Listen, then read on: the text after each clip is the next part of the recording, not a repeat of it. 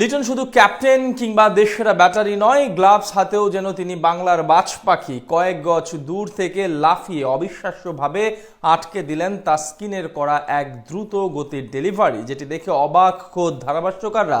ব্যথার ঝুঁকিকে বুড়ো আঙুল দেখিয়ে বুঝিয়ে দিলেন দলের প্রতি কতটা ডেডিকেশন আছে তার। লিটনের এমন দুর্দান্ত কিপিং করার দুর্দান্ত মুহূর্ত নিয়ে বিস্তারিত থাকছে রিপোর্ট।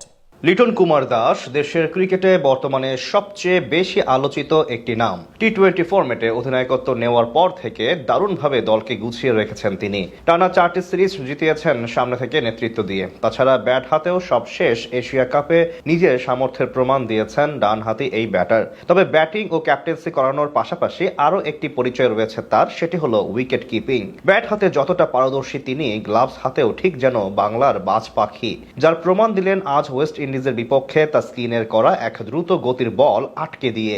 বর্তমান সময়ে যেই কয়েকজন উইকেট কিপার আছেন দুনিয়ার মানচিত্রে, তাদের মধ্যে অন্যতম বড় নাম লিটন কুমার দাস।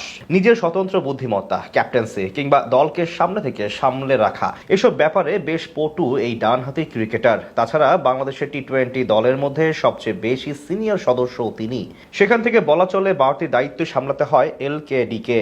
এশিয়া কাপে ইনজুরিতে পড়ার কারণে খেলতে পারেননি পুরো টুর্নামেন্ট। সুপার ফোরের গুরুত্বপূর্ণ দুটি ম্যাচই মিস করেছেন তিনি, সাথে তাকেও মিস করেছিল বাংলাদেশ দল। এরপর আফগান সিরিজেও স্কোয়াডের বাইরে ছিলেন লিটন। আর সেই চোট কাটিয়ে দীর্ঘ 1 মাস পর অবশেষে আজ খেলতে নেমেছেন ক্যারিবীয়দের বিপক্ষে। আর সেখানে অসাধারণভাবে ঝাঁপিয়ে পড়ে একটি বল আটকে দিয়ে প্রশংসা কুড়ান তিনি।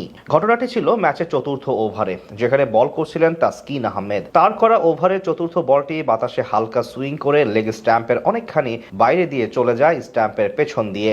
অন্যদিকে বলের লাইন এবং উইকেট কিপার লিটনের অবস্থানের দূরত্ব ছিল অনেকখানি। স্বাভাবিকভাবে অন্য যে কোনো কিপার থাকলে এটি বাউন্ডারি হওয়ার সম্ভাবনাই বেশি থাকতো, কিন্তু লিটন ব্যথা পাওয়ার ঝুঁকিতে উপেক্ষা করে অসাধারণভাবে ঠিক বাজ পাখির মতন ঝাঁপিয়ে পড়ে বলটি গ্লাস বন্দি করে নেন, সাথে দলকে নিশ্চিত বাউন্ডারি হজম করা থেকে বাঁচিয়ে দেন। তার এমন উইকেট কিপিং দেখে অবাক হয়ে যান খোদ ধারাভাষ্যকাররাও। মাত্র ইনজুরি থেকে ফিরলেন, স্বাভাবিকভাবে চাইলেই নিজের কথা চিন্তা করে এখানে ঝাঁপ না দিয়ে বল ছেড়ে দিতে পারতেন তিনি, কিন্তু সেটি না করে দলের প্রতি ডেডিকেশন দেখিয়ে এভাবেই ঝাঁপিয়ে পড়েন এলকেডি।